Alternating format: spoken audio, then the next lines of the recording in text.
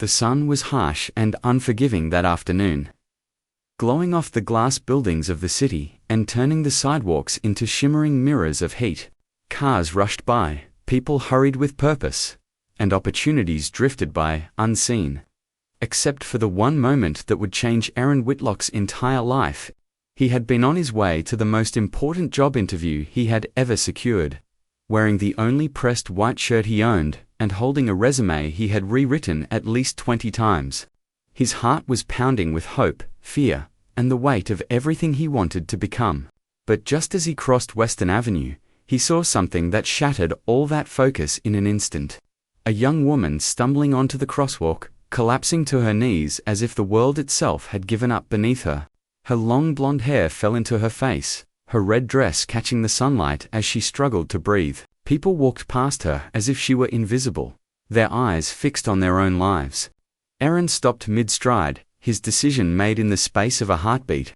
If you believe kindness still matters, if you believe second chances come to those who choose what's right, then make sure to like, comment, share, and subscribe to Kind Soul Stories. And before the story continues, tell us in the comments where you're watching from. Your place might appear in a future story. Aaron rushed to the girl's side. Her name, he learned later, was Harper Lane. But in that moment, she was simply a terrified young woman, struggling to stay conscious. He lifted her gently, helping her to her feet, noticing how her pale hands trembled as she tried to steady herself. Sweat beaded on her forehead, despite the warm breeze, and she whispered that she felt dizzy, that she hadn't eaten since the night before. Her voice was barely audible. Aaron guided her to a nearby bus stop bench, shielding her from the midday glare with his own body. He offered her his water bottle, helped her breathe, and waited until her strength slowly returned. 10 minutes passed. Then 15. By the time Harper could stand again, Aaron's interview window had already closed. His heart sank, but he didn't let it show. He helped her call a ride, waited until she was safely inside, and gave her a reassuring nod before turning away. He walked in the opposite direction with heavy steps, knowing very well what he had sacrificed. Aaron reached the company building where he had hoped to interview, a towering structure of steel that seemed to look down at him with indifference. At the lobby reception desk, he was told politely and emotionlessly that the interviews had ended. The hiring manager had left. The decision had been made. He stood there feeling the air knocked out of him.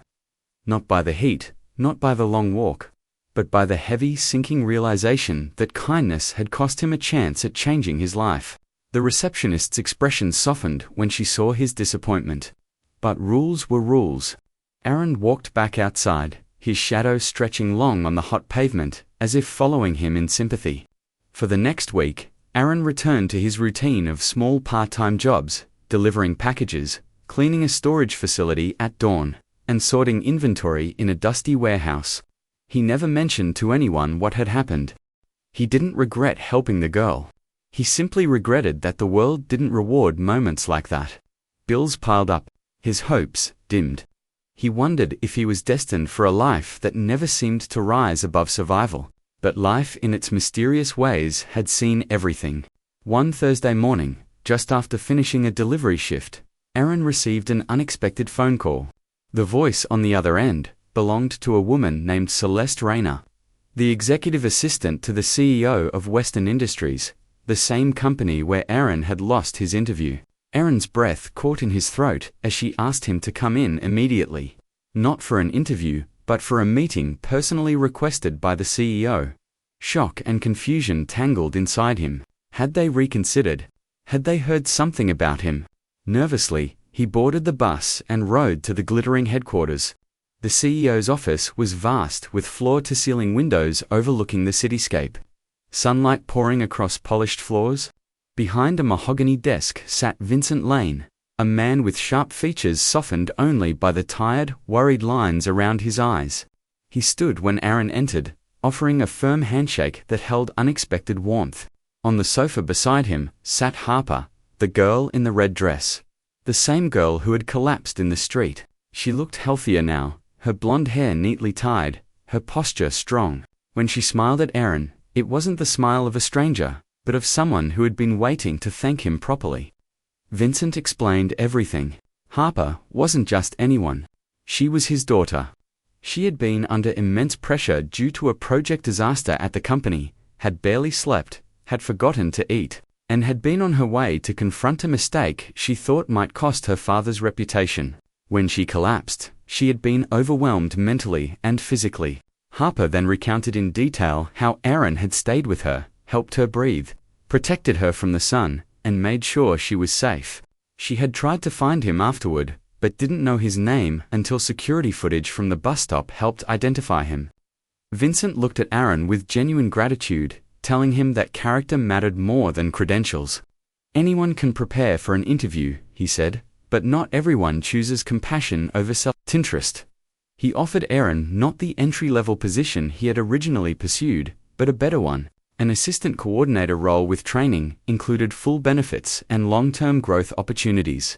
Aaron stood there speechless, tears lingering at the corner of his eyes. The reality of the moment hitting him in waves. He had lost an opportunity, yes, but by doing the right thing, he had gained something far greater. As you read this, if the story has touched your heart even a little, please don't forget to like, comment, share, and subscribe. Your engagement keeps these real-feeling stories alive. Before we end, tell us in the comments section, what would you have done if you were in Aaron's place? Your answer might inspire someone today. And so, Aaron began a new chapter. One born not from ambition alone, but from kindness, courage, and a split-second choice that revealed who he truly was. Sometimes, life closes a door not to punish us, but to lead us toward a better one. And sometimes the goodness we show in our quietest moments becomes the very reason our destiny changes.